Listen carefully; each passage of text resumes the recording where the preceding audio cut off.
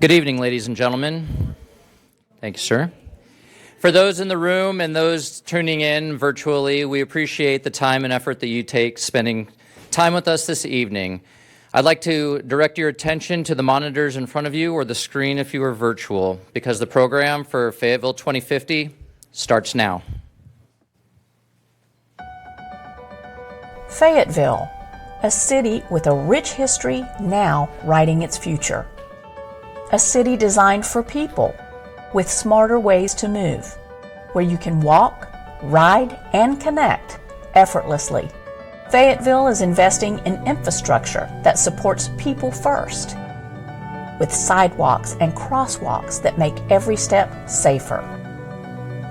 Fayetteville is moving smarter with a growing fleet of electric buses and a regional airport preparing for more destinations and greater impact. This is transportation that powers progress, clean, connected, and ready for the future. Where sustainability isn't an idea, it's how we live. Greener, cleaner, and smarter. Fayetteville is growing into a community where health and wellness are at the heart of everyday life. Access to green spaces, active living, and vibrant community resources make it easy to thrive. A city of doers, dreamers, and builders, where innovation fuels opportunity. We are powered by progress and connected by design. Fayetteville is growing with purpose. Thoughtful development is creating spaces that are inclusive, beautiful, and built to last. From affordable housing to thriving neighborhoods, we're building the Fayetteville we all deserve. We're not just imagining the future, we're building it.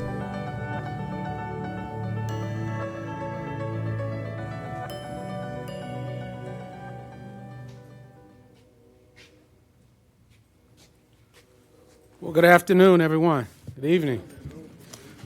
Certainly it's an honor and a privilege. I thank all of you for joining us this evening for our first State of the City, Fayetteville 2050. Before I get into my remarks tonight, I would be remiss if I did not acknowledge my beautiful and lovely wife. Beside and in front of every good man is a good woman, and I thank God for blessing me with Dr. Colvin. Let's give her a round of applause. Also, I would also be remiss if I did not acknowledge the members of this great team, the Fayetteville City Council members, and as I call your name, please stand to be recognized. So start with Mayor Pro Tem Kathy Jensen, who represents District 1. Beside her is Councilmember Dino Hondros, who represents District 9. Also, Councilmember Mario Benavente, who represents District 3. Councilmember Courtney Banks McLaughlin, who represents District 8. And Councilmember DJ Hare, the Dean of our council, representing District 4. And other council members are making obligations to their community watch meetings tonight, as well as some of our other elected officials have budget time. Congratulations to the city council members for passing our budget tonight, but all of the other boards are under pressure to pass their budget on or before June 30. But again, I would like to thank you and welcome you to the State of the City, themed Fayetteville 2050. And as we have acknowledged our colleagues, I would be remiss if I didn't acknowledge our city manager, Doug Hewitt, and his great team who lead and do all of the work every day. We also have in our midst our former council member, Shaquila Ingram, former representative of District 2. And just to make sure, and also former council member Antonio Jones, who represented District 3. Again, thank you to our federal delegation representatives from Senator Budd's office. We thank you for joining us today. And special thanks to all of our community partners, to Cape Fear Valley Health Systems, to Fayetteville State University, to Fayetteville Technical Community College, Methodist University, the Public Works Commission, and of course, Fort Bragg, the largest and most lethal military force in the world, is home to us and a great partner to our community. We thank each of our partners for the amazing dedication they have made to this city. Over the years, we have built a great partnership and collaboration with each of these partners, and we're truly grateful for that. Together, we have navigated through some ups and downs, literally through storms and rains, through moments of civil unrest and challenges during the George Floyd period, through economic and physical impacts left on our community from a global pandemic. But in spite of all of our challenges, the state of our city and our community and our can-do spirit remain strong.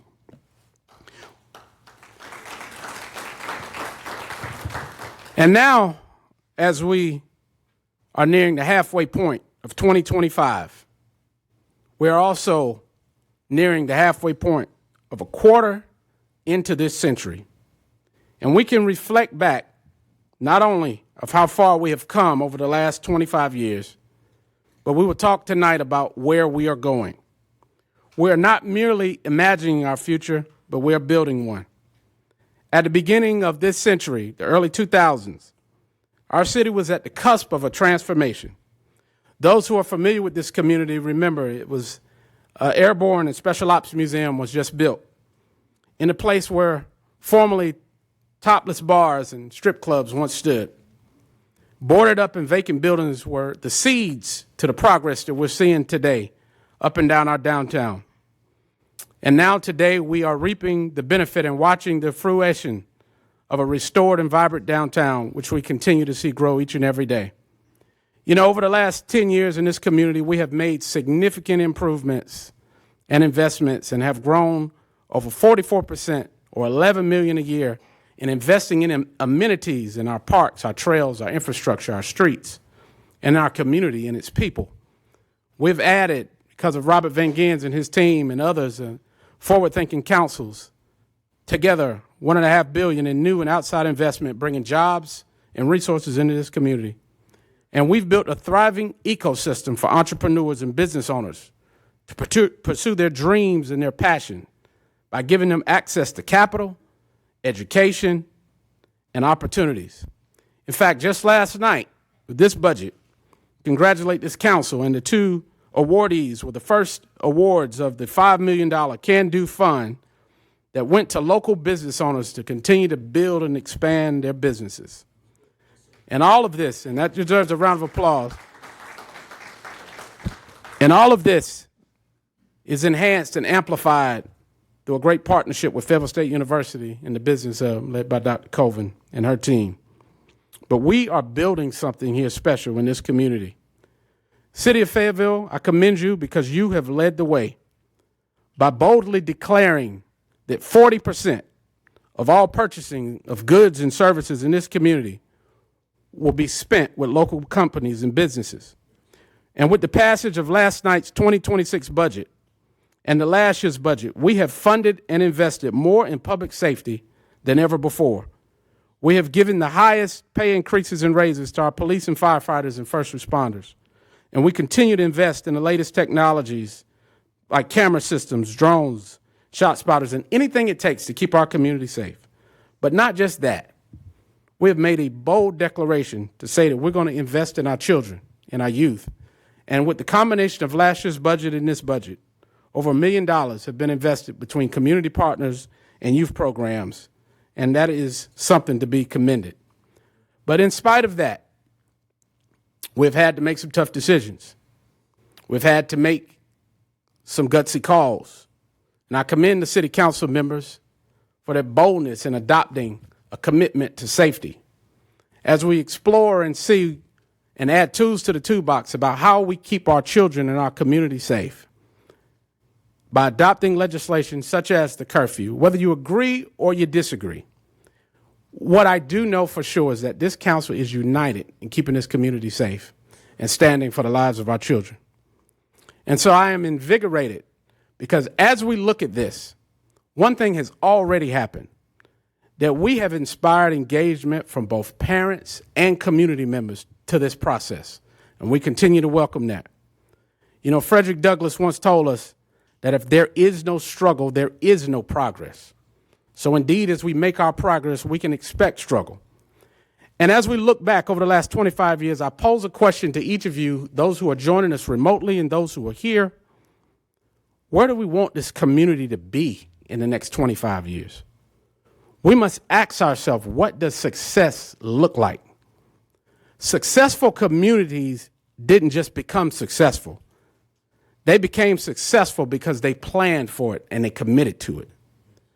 Today in North Carolina, we are home to two of the fastest growing cities in the country. They are today reaping the benefits of vision and forward thinking and leadership, and leaders who were unafraid and unapologetic for making tough decisions that oftentimes during their time were undoubtedly unpopular and probably defied a lot of logic. Charlotte, the Queen City, a booming metropolitan city with nearly 1 million people in population, in the mid to late 1980s was but a mid-sized textile town and was home to NCNB, which became Nations Bank, and First Union, which later became Wachovia Bank. Just two local regional banks made a decision, and their business community and their leadership made a decision to pivot and change from expanding and building and continuing down the road of textiles to a sector of finance. And little did they know, just a few years later, NAFTA would relocate factories and manufacturing and textile just across the border to Mexico.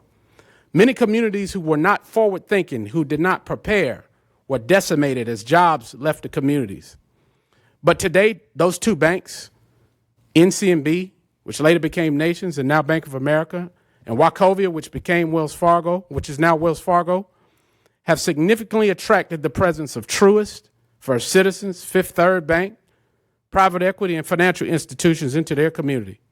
But this transformation was led undoubtedly by the private sector, by the local leadership, and by the business community, who undoubtedly were not scared or afraid to think bold and to think ahead.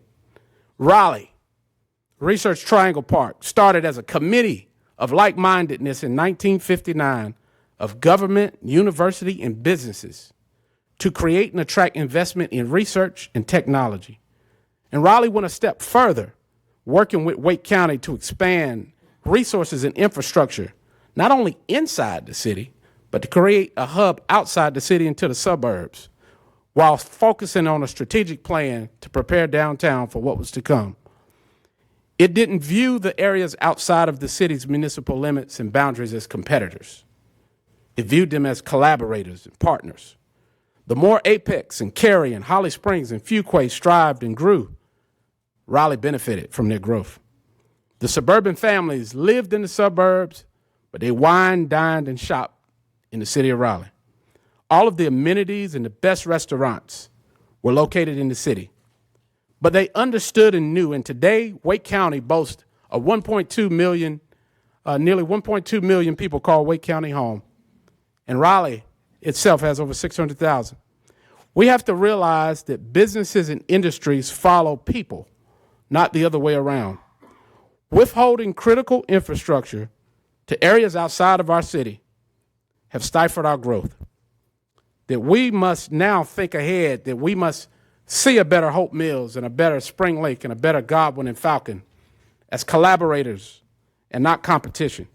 The stronger Cumberland County, the stronger Fayetteville is. And we cannot fear to see that growth. And unfortunately, needless to say, that we've had some great leaderships in the past, but we've also made some very costly decisions in this community. Short-sightedness and lack of vision and lack of forward thinking continue to plague us. You know, in the 1960s, Fayetteville and the leadership at that time opposed I-95 coming down Eastern Boulevard in order to preserve and protect local property rights and owners from change, which has cost our community over the last 50 years millions, if not billions. The lack of vision have contributed, that lack of vision and resistance contributed to the relocation of I-40 just 30 miles up the road to a small town, a tenth of our size in Benson, but a major highway that connects the East Coast to the West Coast. The decision, for whatever reason at the time, to decline countywide water from the federal government and infrastructure has left us today trying to make decisions to figure out how it is that we can get caught up in places like Grays Creek.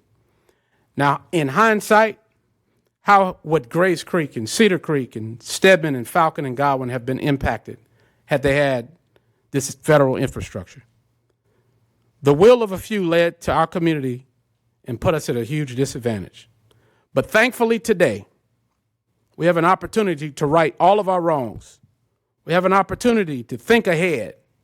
And with the addition of 295 and 685 Carolina Core to finally connect our community to major interstates and highways and commerce that connects us to the Triad down to the ports of Wilmington. And so I call on our partners today, PwC, and to our schools, to our county, today as we face an ever-evolving innovation and technology renaissance. Power is going to be critical for growing communities. In fact, it will be an absolute requirement. And we are prepared to deliver that power and that infrastructure, not just to the city of Fayetteville, but to the entire region? So I encourage all of us, we have all of the components, we have all the tools, but our city-owned utility must think as a regional provider and or partner to help us deliver. You know, all of us see it every day, the world of AI and data centers. We saw Amazon announce a $10 billion investment of a data center in Richmond County with the power delivered by Duke Energy. And they have further committed to another $25 billion by the end of the year to cities and communities all across North Carolina. You know, this missed opportunity for this one deal of $10 billion is nearly 10 times the combined budget of the city, the county, and PwC all in one deal. No longer can we say it's a badge and honor to say that we're led by a hometown utility, but we must boast and conform into a homegrown powerhouse who is leading the way to help us move our community forward. No longer shall we take nickels that have cost us dollars. We have had our major asset hamstringed by contracts of Duke Energy and others that have caused us not to realize our true potential. So I ask you again, what type of community do we want to leave our kids and our grandkids in the next 25 years? Will we continue to be reactionary? Will we continue to be a community full of missed opportunities and decisions that benefit a few at the expense of many? Or we will continue to go it alone and to chart our own course and to work in our individual silos? And finally, and equally as important, I am looking forward to working with the new superintendent from the schools and to the school boards. It is impossible to have a great city and a great community without great schools. Great schools make great cities, and great cities have great schools, and it goes one in with the other. You know, I have a very good friend of mine that is the superintendent of the largest school district in the state. He tells me all the time, Robert, that the number one economic development tool that they have is not incentives, it's not tax breaks, it's not infrastructure, as important as that is, it's the schools. He said that is the number one recruitment tool that makes their community successful. In order for Fayetteville and Cumberland County to reach its full potential, we have to invest in our schools. And the return is immeasurable. We get 2 for 1. First, great schools produce great students that become great leaders in our business and in our government. So we're betting and building our future by just that one thing alone. And then 2, again, companies review and look at the quality of our schools when they choose what communities they want to locate their workforce in for them to raise their families. Schools are not a line item in the budget. They are an investment in the future of any growing and thriving community. And whether it's the traditional public school model or specialty schools or charters or whatever it is, we must make that a priority in this community. Our investment in our schools is paramount and cannot be underappreciated. And I look forward again to working with the leadership of these boards. And again, as we prepare and chart our course for Grow Cumberland 2050, I look forward to working with our county commissioners to address not only education and the funding that goes with it, but other critical areas that plague us and that the city is trying to be a good partner that impact all of our qualities of life, such as mental health and homelessness. And I look forward to continued collaboration and the new spirit of collaboration that we're seeing on the county side with the new Chairman Deviere and Vice Chairwoman Jones and the previous chairs of Adams and Stewart, and working together on many, many important issues. Fayetteville, the choice is clear, that we have to make a decision today to commit to success, to chart our own course and to define our own future, but what type of community we want to leave our children. Today, I didn't fill this with numbers or statistics or budget items. This was a plea for us as a community to decide today, what type of community do we want to leave for those that are coming behind us? What will the next 25 years in our community look like? And finally, as I take my seat, my message to my other governmental units and to every business leader, every citizen, everyone that has spent a few moments to spend with us this evening, I want to make a declaration to you today. Will we commit to success? And we ask ourselves, will we settle for nothing less? The answer to this question and our response should be evident in every decision we make today and going forward. Forward-thinking communities are successful because they made a decision to plan and a commitment to doing so, not for themselves, but for those that are coming behind them, our kids, our grandchildren, our future workforce, our future customers, for business owners, our future citizens, our future constituents that we all represent. Again, let's grow Cumberland County. Let's grow Fayetteville 2050. And may God continue to bless our community with vision and with bold leadership that makes this a better place for the next 25 years. Again, thank you, and God bless you.